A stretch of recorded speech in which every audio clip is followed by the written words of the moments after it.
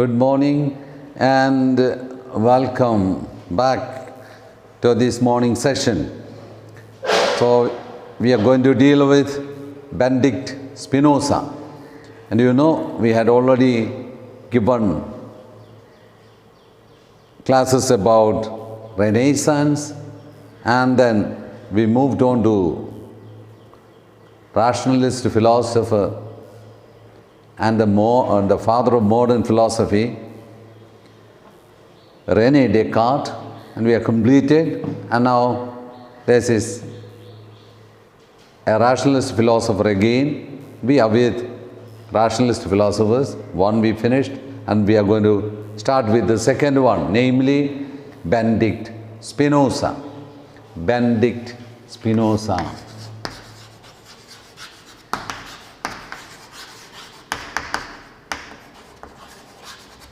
Benedict Spinoza, 1632 to 1676. He is a Jewish philosopher. He is born in Amsterdam, and then exactly as I had already told in the beginning, that you need to know about his life and works. That should be a short paragraph. You need to prepare it. And then life, works, what are the books written by him? But anyway, one of the books is his book on ethics. It's a beautiful book. It's a mathematical book, a geometrical type of book. The moment you start reading, you will wonder whether it is geometry or philosophy. Yes, geometrical presentation with axioms, propositions and definitions and all. Well, that's life and work.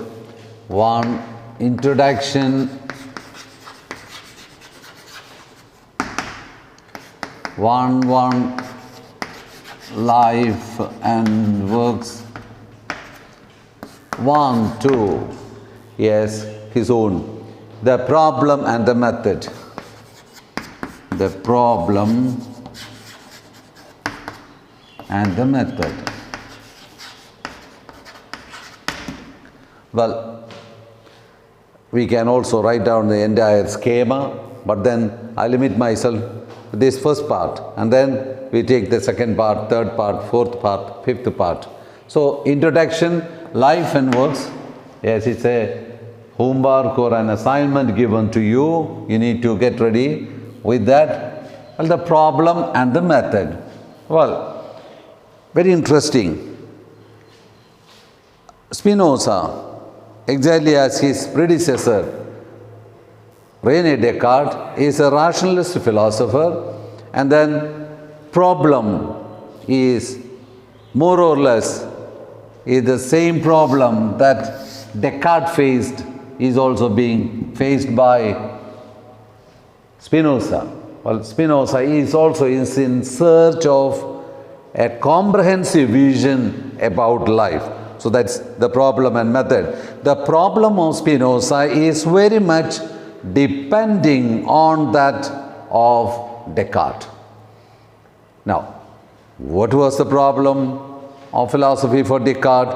The purpose of Descartes was to construct a universal body of knowledge. You will find in your class notes, yes, the problem and method, underline if you want, you can. The purpose of Descartes was to construct a universal body of knowledge using the mathematical method. So his own habit of thinking, mathematics and all, we have seen it. And now here, yes, we recap it. His own universal, he was in search of constructing a universal body of knowledge using the mathematical method. The purpose of Spinoza too remains the same. In other words, the purpose is to construct a universal body of knowledge. Now, problem. If you go through the philosophy of Descartes, you find Descartes' definition of substance. He defined substance as that which it exists in itself without the support of anything else for its existence. And then he said there is one absolute substance and there are two relative substances. That was Descartes' position. There is one absolute substance and there are two relative substances, namely body and mind, or matter and spirit, or whatever it is. Now, for Spinoza, if you say that there is one absolute substance and there are two relative substances, is a contradiction. So in other words, he prefers to go in line with one and the only one absolute substance. Then what about body and mind? That will come later. So for him there is only one absolute substance. There is only one substance and that is absolute substance. Then there are no two relative substances. So that is, and then the method is mathematical. In other words, mathematical precision he searches for. And now, Descartes distinguished between God and nature, means God as absolute substance, and then two relative substances, body and mind. These two problems of radical distinction remained unsolved in Descartes. That is what we said when I taught you Descartes. In other words, the body and mind, one is material and the other is immaterial.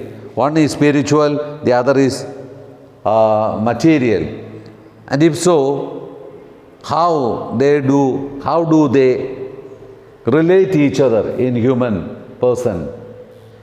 And therefore, he proposed the theory of, interactionism. And now, for Spinoza, there is only one substance.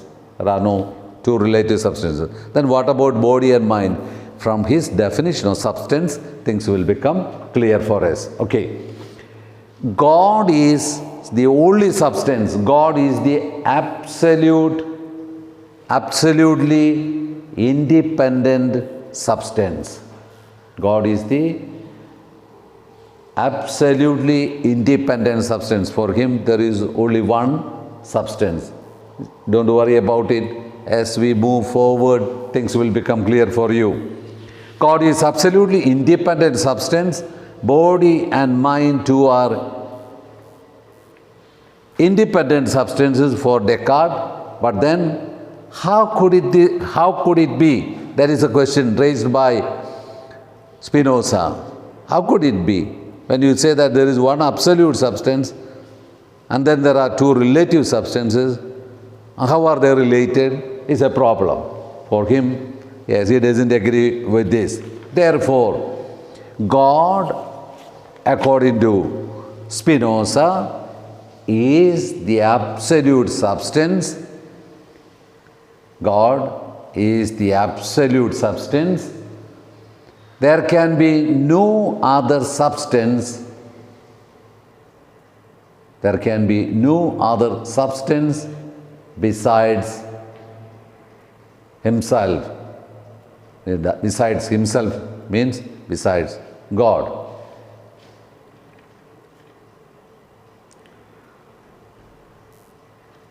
Thought and extension. Well, if we are asking from the point of view of Descartes, thought and extension are not thus two substances, but two attributes of the one substance God. So, body and mind are not two substances, but rather they are the attributes of the only one substance, God. Therefore, what happens? God, the absolute substance. Now when you come to Spinoza, body and mind are or matter and mind are attributes. Bear it in mind, keep it in mind. How are they going to be? The body and mind are called attributes in Spinoza. That which was relative substances in Descartes becomes attributes in Spinoza. How does it become? That is a question. And that we will come when we talk about philosophy of God.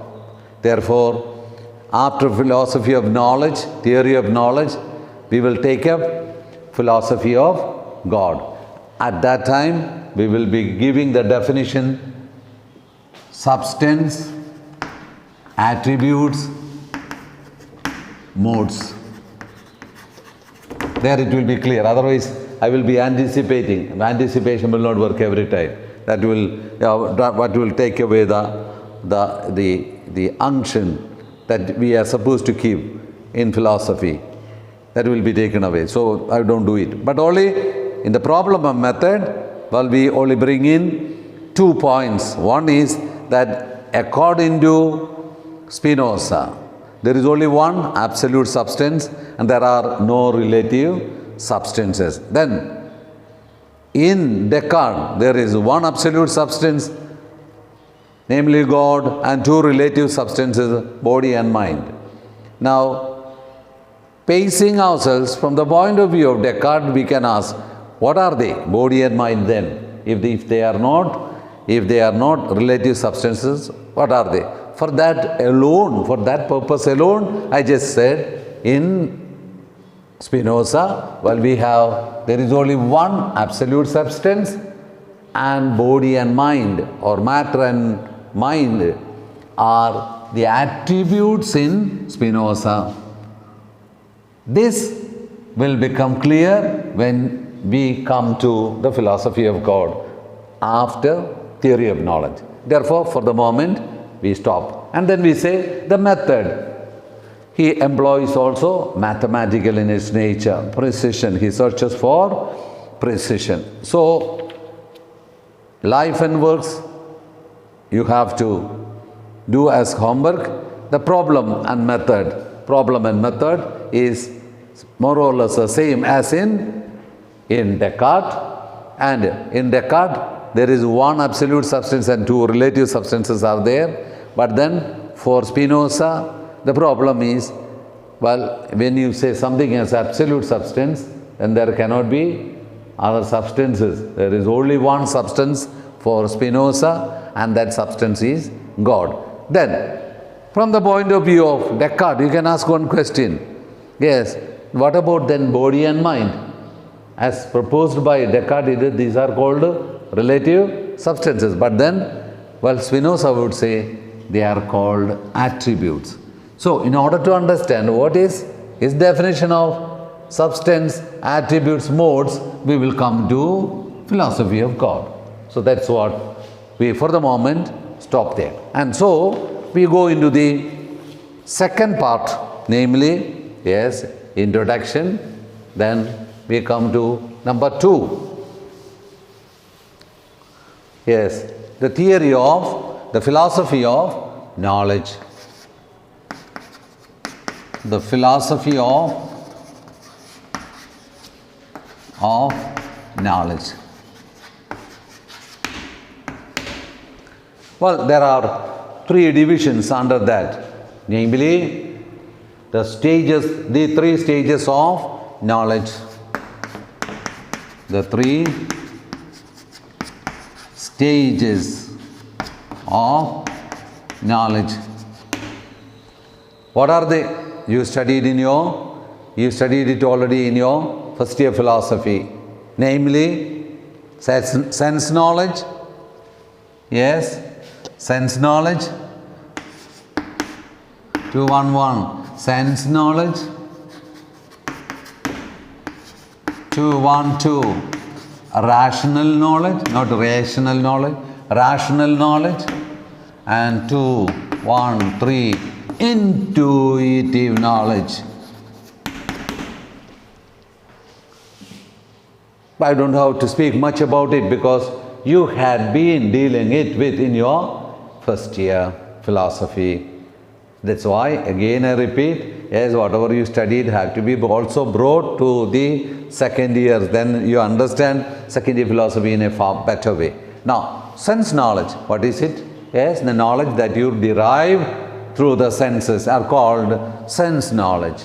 Rational knowledge, yes, it is more of reasonable one, intuitive one. You don't need, yes, it is something, the highest knowledge according to Spinoza. So, while talking about God, absolute substance, attributes and modes, well, he makes use of this intuitive knowledge. Therefore, at glance, we say something about sense knowledge. What is sense knowledge? Yes, in short, in this sort of knowledge, the mind forms ideas from individual things represented by the sense. In other words, as we get knowledge through senses. Mind you, when we come to empiricism, we will study the anatomy of idea. Yes, be clear. Anatomy, or in other words, how do you get knowledge? That will be when we come to empiricism. But now, for the moment, what is sense knowledge? In this sort of knowledge, the mind forms ideas from individual things represented by the sense or from what the imagination offers. In short, simply we say knowledge that is arrived through the senses. How many senses are there? Yes, 5 senses. The knowledge that we get through our 5 senses is called sense knowledge. And then what is rational knowledge? Again, yes, rational knowledge provides us with adequate ideas. Yes, first, what we receive through the senses are not very clear, but then here you get adequate knowledge. What is adequate knowledge? Yes, knowledge that is received through reasonableness, reasonable way of thinking. Yes, we can gain sufficient ideas of the cause of the things from its effect, cause effect. So, adequate knowledge. That is rational knowledge. The third stage is the intuitive knowledge. Intuitive knowledge. It is the highest form of knowledge. Highest form of knowledge.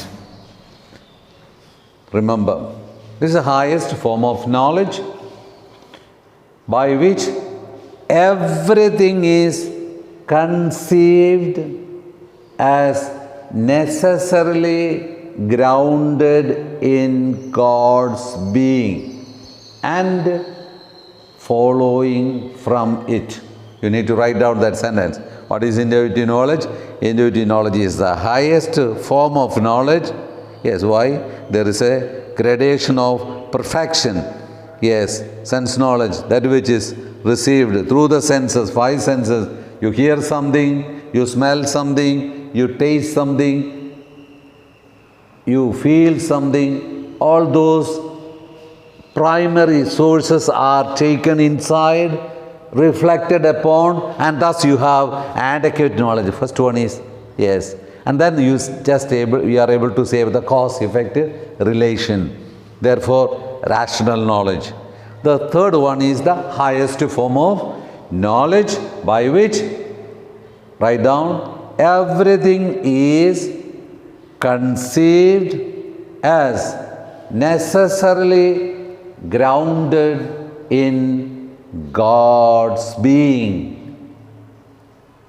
This definition is very important because substance, attributes and modes and all will tell us what exactly they are, because it is intuitive knowledge. And so it is by which everything is conceived as necessarily grounded in God's being and following from it. God's being and following from it. A good word to be remembered, because you will see later that is emanation of the world. So in other words, it is everything is following from it. Okay. It is the direct perception of a truth. It is a direct perception of a truth. It is a direct perception of a truth as the axioms and principles. As the axioms and principles. So, 3 types of knowledge: sense knowledge, rational knowledge, and intuitive knowledge. Okay. So, 3 stages of knowledge, starting point of his philosophy. Now it will be to the starting point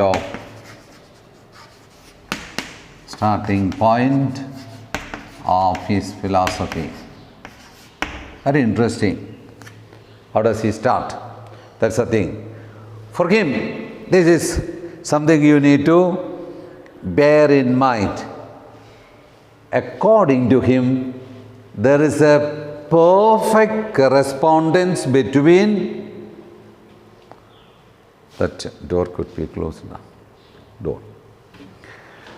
According to him, there is a correspondence between the order of things and the order of thought. There is a correspondence between the order of things and order of thought. There is a correspondence between the order of things and order of things and the order of thought. Yes, in second year we will be thinking in a slightly different way than what the way you had been thinking of. Look at, there is a perfect correspondence or correspondence between the order of things and the order of thought. What does it mean? There is a perfect correspondence between the order of things and the order of thought. Reflect a little while, you will get it. There is a correspondence between what you see outside and what you think inside. So in other words, look at an order of things and order of thought. In other words, what do you think about? You speak about the mango tree, about the library or Vijnana degree college and all that is. There is a perfect correspondence between the order of things and the order of thought. This becomes the basis for his entire philosophical thought. Clear? So, he says there is a correspondence or correlation between the order of things and the order of thought. In other words, you cannot think in a different way than that the way of or the order of things as they are in the world. So this will be dealt with further when you come to the definition of God. So Spinoza thinks that the method to start philosophy is to begin with God. So according to him, the method of starting his thinking is to start with God. A very interesting man. That's why Spinoza is called God-intoxicated man. God-intoxicated.